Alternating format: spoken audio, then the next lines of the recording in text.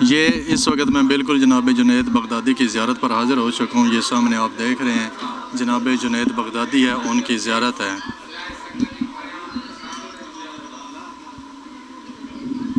جنید بغدادی اپنے دور کے ایک بہت بڑے پہلوان تھے، بہت بڑے ریسلر تھے، بہت بڑے یہ اکھاڑے میں اترنے والے ایک پہلوان تھے۔ تو اس وقت ہوا کوئی یوں تھا کہ پورے علاقے میں جنید بغدادی کا ایک بہت بڑا تعارف تھا کہ کوئی بھی شخص جو ہے وہ جنید بغدادی کے مقابلے میں نہیں آ سکتا۔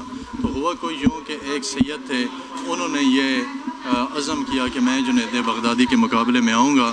جب یہ اعلان ہوا تو ہر طرف ایک بہت بڑا چرچہ ہوا، بہت بڑا اعلان ہوا کہ جو جنید بغدادی کو میدان میں آئے گا اور اس کو گرائے گا، اس کو ایک بہت بڑا انعام جو ہے اس سے نوازا جائے گا۔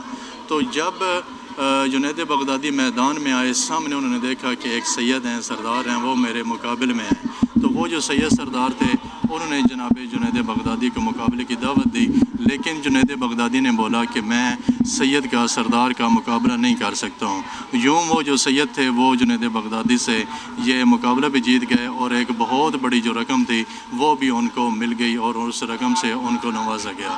اس وقت وہ جو سید تھے، سردار تھے، انہوں نے جنید بغدادی کو یہ دعا دی تھی کہ آج اتنے بڑے میدان میں، اتنے بڑے علاقے میں تو نے میرا احترام کیا ہے، میں سید ہو کر تجھے یہ دعا دے رہا ہوں کہ قیامت تک اللہ تعالیٰ تیرا مقام بلند کر دے گا، اور دنیا تیری زیارت کے لیے تیرے در پر آتی رہے گی۔ آج اس دعا کا یہ نتیجہ ہے کہ پورے پاکستان سے، پوری دنیا سے لوگ یہاں پر آ رہے ہیں اور جناب جنید بغدادی کی زیارت کر رہے ہیں۔